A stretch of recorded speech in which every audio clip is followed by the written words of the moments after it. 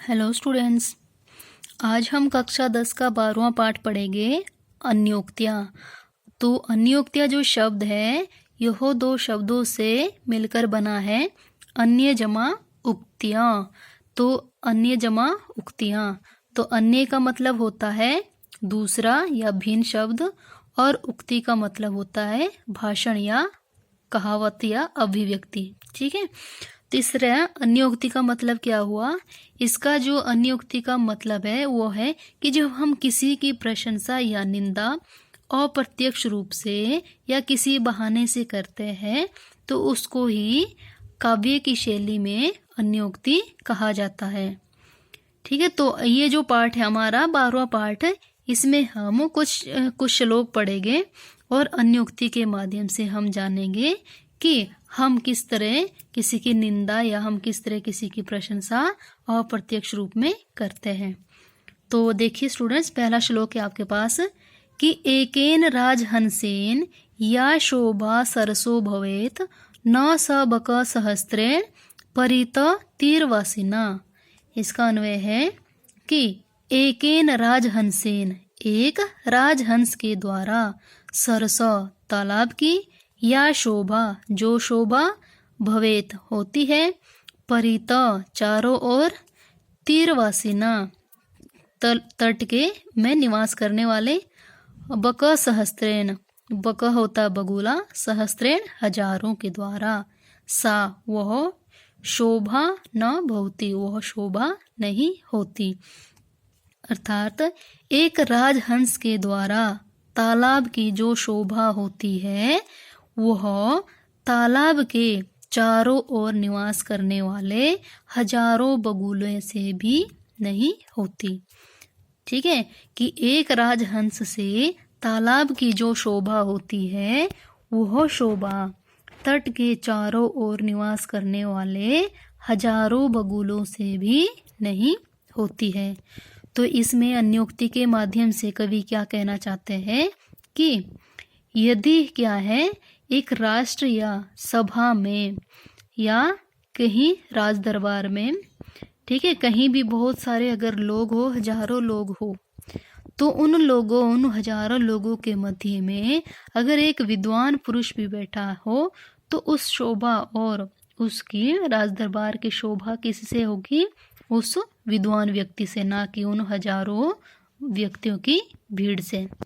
तो इसी तरह कि एक जो आपके पास राजहंस होता है उसके द्वारा तालाब की जो शोभा होती है वह उस तालाब के चारों ओर निवास करने वाले हजारों बगुलों से भी वह शोभा नहीं होती है। अब नेक्स्ट देखिए, भुक्ता मृणाल पटली भवता निपीता न्यू अंबूनी यत्र नलिनानि निवेशितानि निषेवितानि रे राजहंस वद तस्ये सरोवरस्य कृत्येन केन भवितासि कृतोपकार। कि भुक्ता मृणाल पटली भवता निपीता नई अंबूनी यत्र नलिनानि निषेवितानि रे राजहंस वद तस्ये सरोवरस्य कृत्येन केन भवितासि कृतोपकार। इसका अन्वय देखिए, यत्र भवता, यत्र होता है जिसकी, जिस तालाब की या जहाँ पर, भवता तुम्हारे द्वारा, मृणाल पटली, मृणाल पटली होता है आपका जो कमल होता है उसकी नाल, कमल की नाल। भुक्ता मतलब भोगी गई या भोग किया गया, मतलब उसका उपभोग किया गया, खाया गया। अंबुनी जल की बिंदुओं या जल की बूंदों, निपितानी पी गई या उसका पान किया गया है। नलिनानी, नलिनानी होता आपकी कमल को, निषेवितानी खाए गए या सेवन किया गया। रे राजहंस, अरे राजहंस की, इसकी हिंदी हम यहाँ से लेते, रे राजहंस की, अरे राजहंस, यत्र भवता मृणाल पटली भुक्ता, कि जिस या जिस आपके सागर की आपने क्या किया, कमल नालों का उपभोग किया गया। कि है राजहंस, जिस सागर की कमल नालों का आपके द्वारा उपभोग किया गया और जिस समुद्र की जल बिंदुओं का पान किया, और क्या है, जिसके कमलों का आपने क्या किया, निषेवित आनी मतलब जिसका आपने उपभोग किया या आपका क्या किया, सेवन किया। कि है राजहंस, जिस समुद्र का या जिस तालाब के कमल नालों का आपने उपभोग किया और जिस तालाब की आपने जल बिंदुओं का अच्छी तरह से पान किया और जिसके कमलों को आपने सेवन किया या जिसके कमलों को आपने खाया, तस्य सरोवरस्य केन कृत्येन कृतोपकारो भवता असि वद। कि तस्य सरोवर से उस तालाब का, केन कृत्यनेन किस काम से, कृतोपकारा प्रति उपकार, भविता असी तुम्हारे द्वारा किया गया, वद मुझे बताओ। कि है राजहंस, जिस सागर का है या है राजहंस जिस तालाब के कमल नालों का आपने उपभोग किया और जिस सागर के जल बिंदुओं का तुमने पान किया और जिसके कमलों का तुमने सेवन किया, उस समुंदर के प्रति किस काम से तुम्हारा प्रति उपकार होगा, ये मुझे आप बताओ। तो इसमें क्या है, कवि क्या कहना चाहता है अन्योक्ति के माध्यम से कि जिस राष्ट्र या जिस स्थान पर हम रहते हैं उसी स्थान की वस्तुओं का हम क्या करते हैं, उपभोग करते हैं। ठीक है, जिस देश में या जिस स्थान में हम रहते हैं तो वहीं की हम क्या है, वहीं की जो वस्तुएं हैं उनका हम उपभोग भी कर रहे हैं, उनका हम प्रयोग भी कर रहे हैं। तो क्या है, अगर हम उस राष्ट्र के प्रति, उस देश के प्रति या उस स्थान के प्रति हम कुछ काम करते भी हैं तो इसको तुम उपकार मत समझो। क्यों? क्योंकि हम भी तो उस राष्ट्र की जो बनी हुई चीजें, उस राष्ट्र की जो चीजें उनका हम उपभोग कर रहे हैं या उसको हम प्रयोग में ला रहे हैं। तो अगर हम उस देश के प्रति या उस राष्ट्र के प्रति हम कुछ काम करते भी हैं तो ये मत समझना कि हम उसका प्रति उपकार कर रहे हैं या उस देश का हम उपकार चुका रहे हैं। तो इसमें आपने क्या समझना है कि हमारा भी उस देश के प्रति या उस राष्ट्र के प्रति कुछ फर्ज बनता है और उसको फर्ज बनकर पूरा करो, ना कि ये समझो कि हम इसका बदला चुका रहे हैं या इसके प्रति उपकार कर रहे हैं। नेक्स्ट है आपका श्लोक नंबर 3। तयोरल्पैरपि करुणया भीमभानो निदागे मालाकारो वैरचि भवता या तरोरस्ये पुष्टि सा किं शक्या जनितुम इह प्रावर्ष्येन वारां धारासारान् अपि विकीर्ता विश्वतो वारिदेन।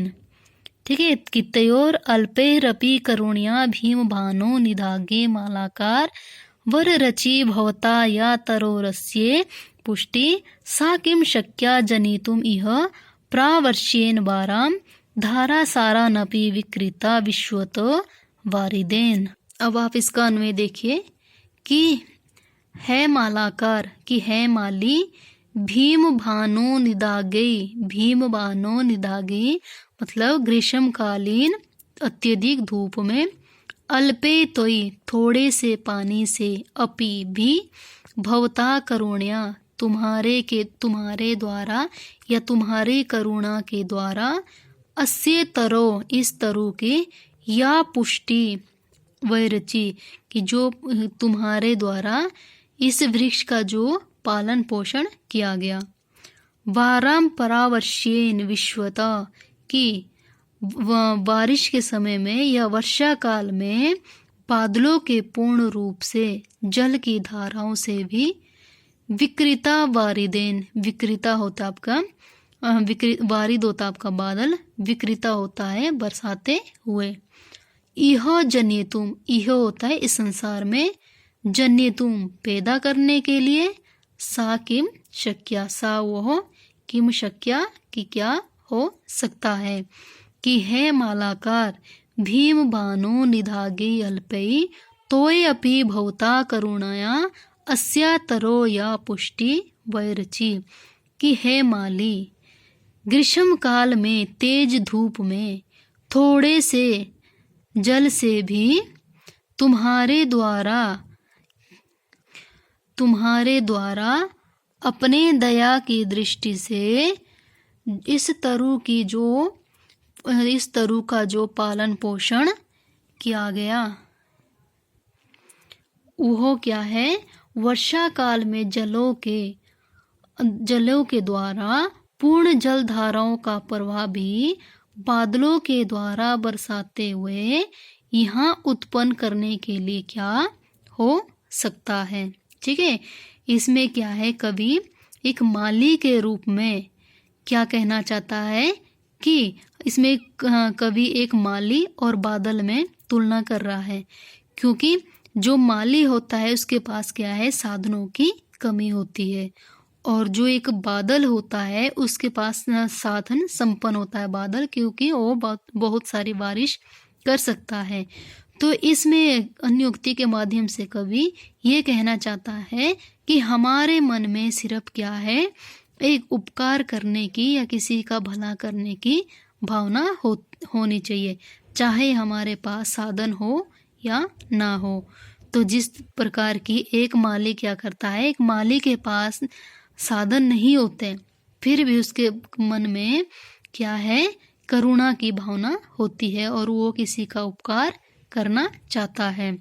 तो जैसे कि है माली भीम भानो, ठीक है, मालाकार होता माली, कि है माली कि ग्रीष्म काल की अत्यधिक गर्मी में थोड़े से जल से भी तुम्हारी दया की भावना से इस वृक्ष का पालन पोषण किया गया, कि वर्षा काल में अत्यधिक जल धाराओं के प्रवाह भी बादलों के द्वारा बरसाते हुए यहाँ उत्पन्न करने के लिए क्या हो सकता है, कि आपके पास जो माली होता है उसके पास क्या है, साधनों की कमी हो, लेकिन एक माली के पास क्या है, उपकार करने की भावना होती है, और जो बादल होता है उसके पास क्या है, बहुत सारा वो साधन संपन्न होता है, बहुत सारा क्या है, वो पानी बरसा सकता है। तो इसमें क्या है, एक माली को ही श्रेष्ठ बताया गया है। क्यों? क्योंकि उसके पास साधनों की भी कमी होती है, लेकिन उसकी जो भावना है वो क्या होती है, उपकार करने वाली होती है। तो इससे हमने क्या सीखा कि हमारे मन में उपकार करने की भावना होनी चाहिए। ठीक है, हमारे पास चाहे साधनों की कमी ही क्यों ना हो, लेकिन जितनी हमारी क्षमता है उतनी हमें क्या है, उपकार करने की हमारे अंदर भावना होनी चाहिए और हमें उपकार करना चाहिए। जिस प्रकार की एक माली ने एक वृक्ष का उपकार किया, कि थोड़ा सा पानी होता है गर्मियों के दिनों में, उसमें थोड़ा सा वो पानी डालता है, लेकिन वो पानी डालते डालते उस वृक्ष का पालन पोषण कर देता है। तो हमारे अंदर क्या है, सिर्फ एक दया की भावना होनी चाहिए और क्या है, उपकार करने की भावना होनी चाहिए। अब नेक्स्ट देखिए श्लोक नंबर 4। आपे धीरे अंबर पथम परिता पतंगा भृंगा रसाल मुकुलानि समाश्रयन्ते संकोचम अयचति सरा त्ववि दिन दानो मीनो नु हंत कतमा गतिम अभ्युपेतु। तो ये जो श्लोक है, इस श्लोक के माध्यम से कवि क्या है, एक संकुचित विचारधारा वाले लोगों के बारे में बताना चाहता है। जैसे कि अन्वय के माध्यम से देखिए आप, कि पतंगा परिता अंबर पथम आपे धीरे। पतंगा क्या होते हैं, आपके पक्षी। परिता चारों ओर, अंबर पथम, अंबर होता है आसमान, ठीक है, आसमान के पथ को या पूरे आसमान को। आपे धीरे होता है आपका मतलब घेर लेता है या जगह बना लेता है। कि पतंगा परित अंबर पथम आपे धीरे, कि जो पक्षी होते हैं वो हो चारों ओर आसमान में जगह बना लेते हैं, कि आसमान को चारों ओर से क्या है, घेर लेते हैं। क्यों? क्योंकि आसमान क्या है, अपार होता है, ठीक है, वो क्या है, संकुचित नहीं है। आसमान बहुत बड़ा होता है, तो जितना बड़ा आसमान है तो पक्षी उस पूरे आसमान को चारों ओर से घेर लेते हैं, या वो पूरे आसमान में पक्षी अपनी जगह बना लेते हैं। और नेक्स्ट है भृंगा रसालु मुकुलानी समाश्रयन्ते, कि भृंगा होते भंवरे कि, और जो भंवरे होते हैं वो क्या करते हैं, रसाल मुकुलानी, रसाल होते हैं आम, मुकुलानी आम के जो ऊपर, आम के ऊपर वो लगते हैं आपके, मतलब आम की जो आपकी मंजरियाँ होती है, कि जो भंवरे होते हैं वो हो आम की मंजरियों को समाश्रयन्ते मतलब आश्रय बना लेते हैं। तो आगे क्या है, सर त्ववी कि है तालाब, त्ववी संकोचनम तुम्हारा जो संकोच है, ठीक है, तुम्हारा जो संकुचित जो क्षेत्र है।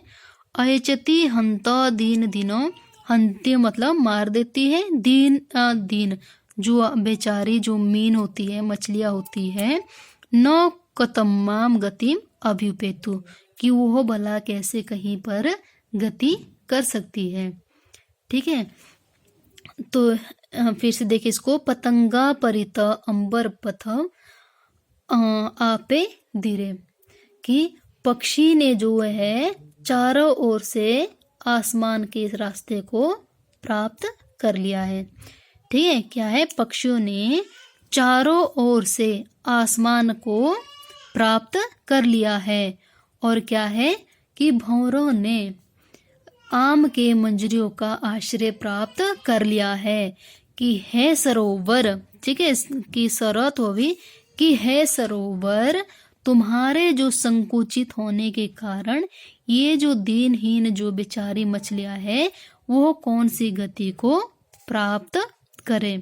अर्थात इसमें कवि क्या कहना चाहते हैं कि जैसे आसमान क्या है, आसमान की जो सीमा है अनंत है, ठीक है, तो पक्षी जो है ना उसका आश्रय प्राप्त कर लेते हैं। ठीक है, उनके उड़ान में कोई भी बाधा नहीं आती। वैसे ही क्या है, आम के जो वृक्ष है, आम के वृक्ष की भी बहुलता है, या आम के भी बहुत सारे वृक्ष होते हैं, तो उस पे उसके ऊपर भंवरे क्या है अपना आश्रय बना लेते हैं। ठीक है, लेकिन जो समुंदर होते हैं उनकी जो सीमा है वो क्या है, निश्चित होती है। तो उस सरोवर में जो रहने वाली जो मछलियां हैं उनका भी क्या है, उनकी भी सीमा निर्धारित है, या वो भी मछलियां उस समुंदर से या उस सरोवर से बाहर नहीं जा सकती, वो भी अपनी मर्यादा में ही रहती है।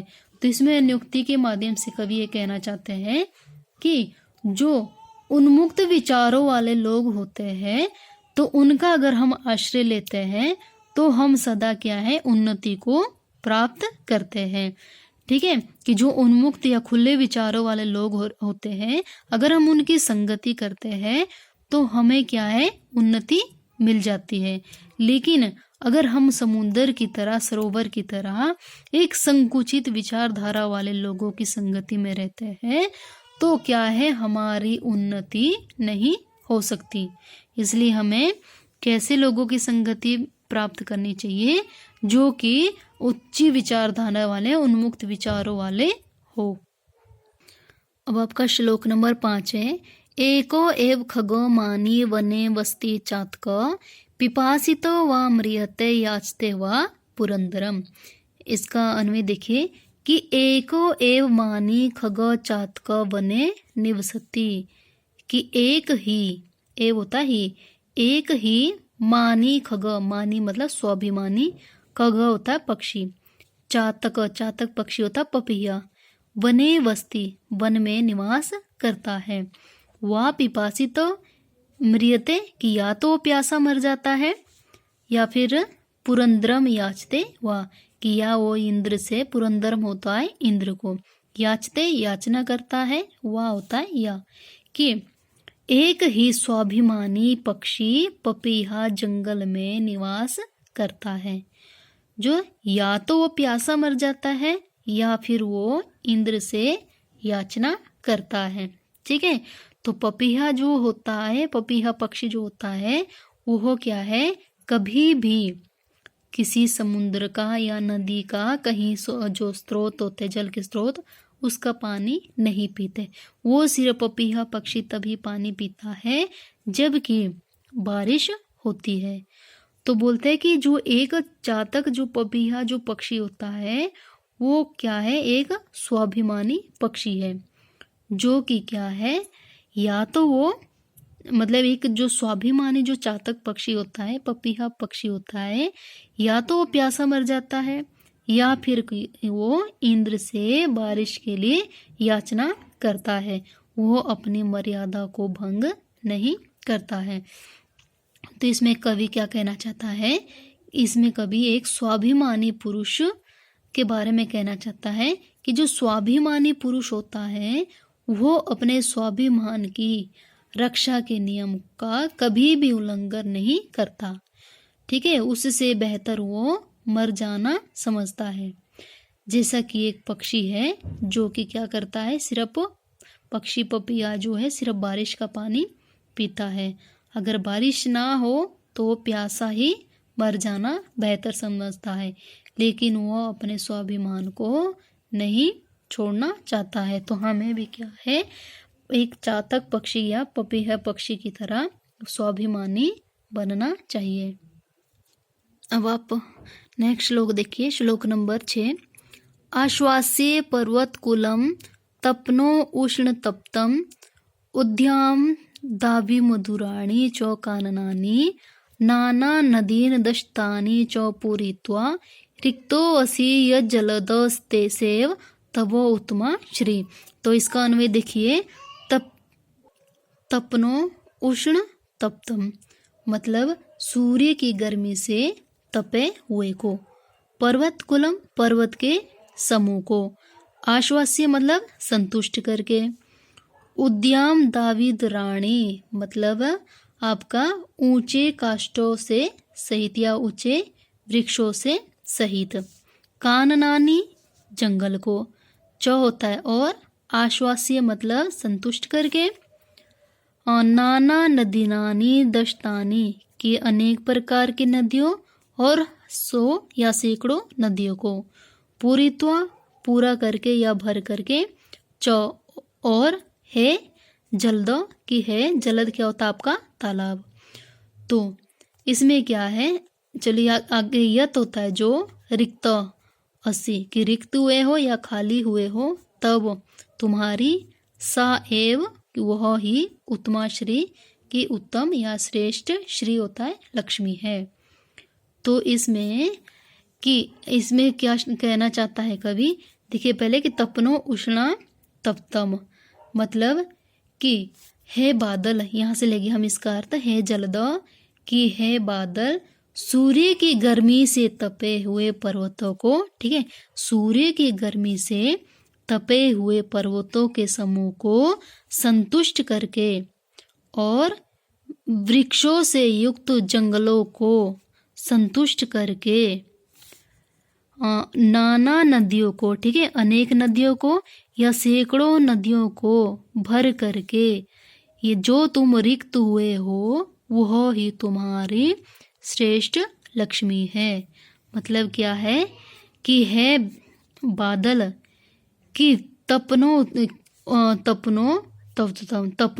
उष्णतम कि है बादल जो सूर्य की गर्मी से तपे हुए जो पर्वतों के समूह हैं उनको संतुष्ट करके और वृक्षों से युक्त जंगलों को संतुष्ट करके, अनेक नदियों को और सैकड़ों नदियों को पूरा करके, जो तुम रिक्त हुए हो या खाली हुए हो वो ही तुम्हारी श्री या लक्ष्मी है।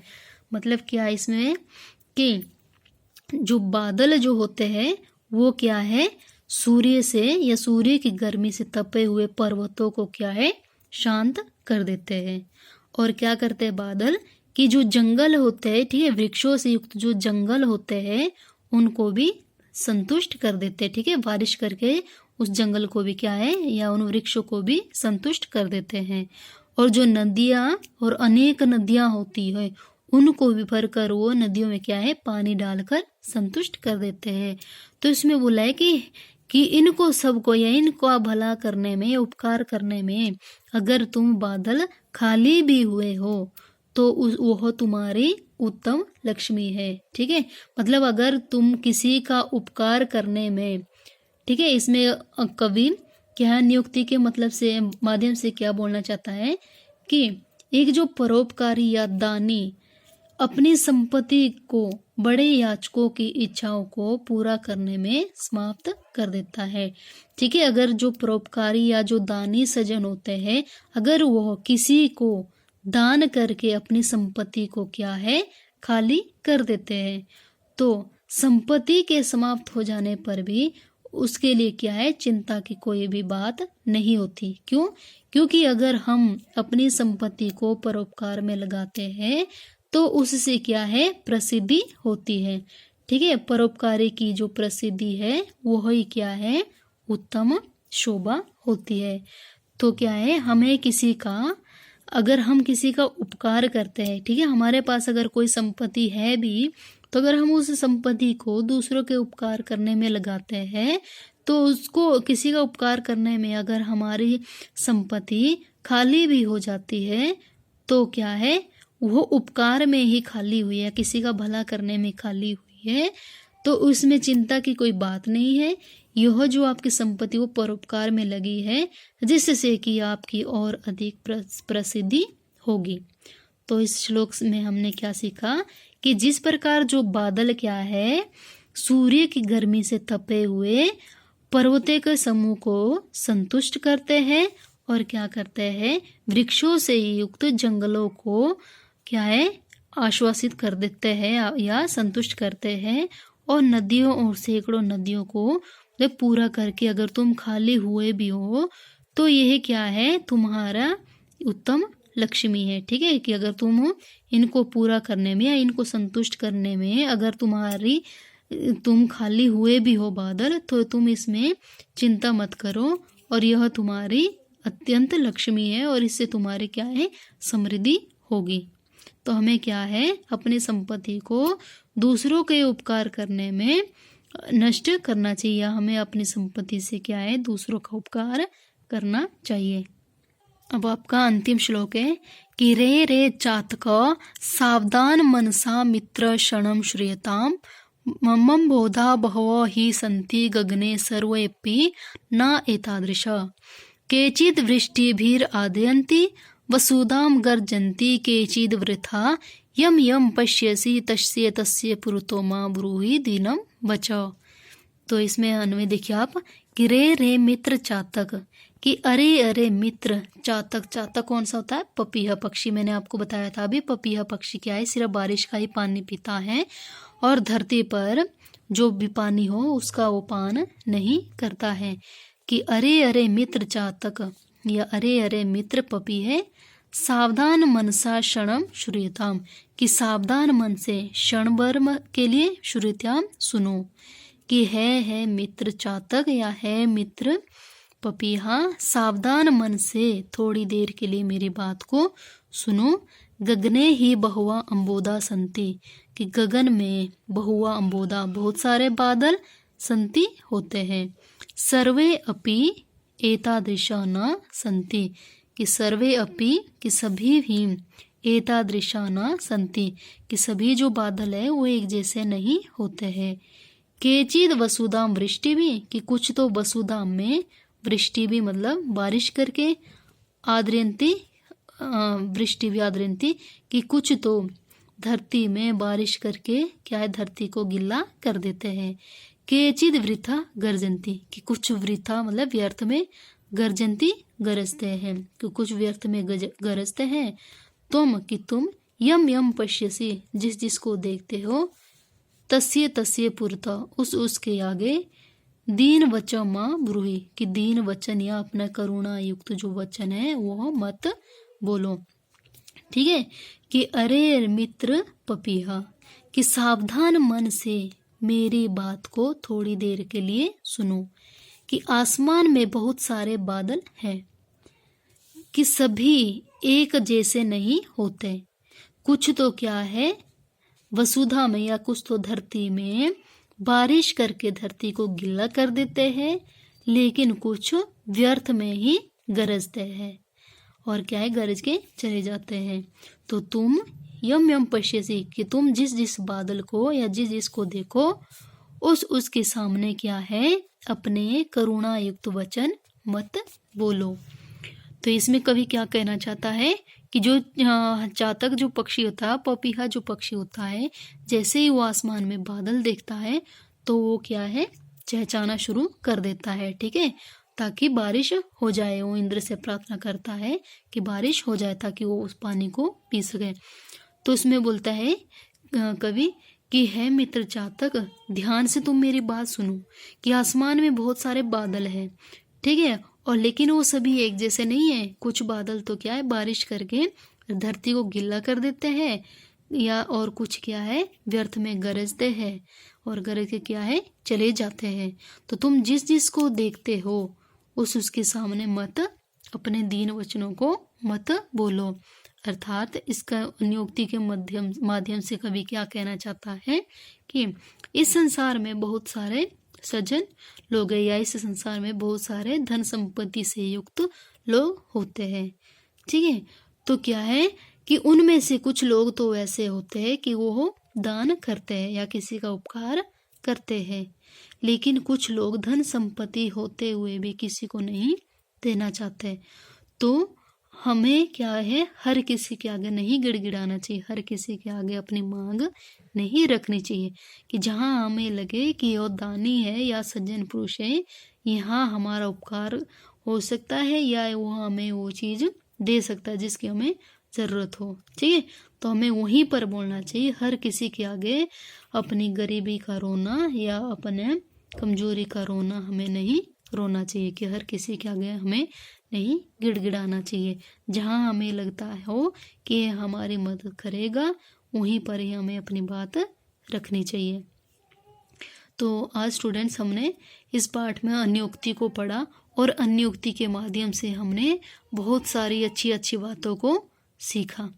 Thank you students.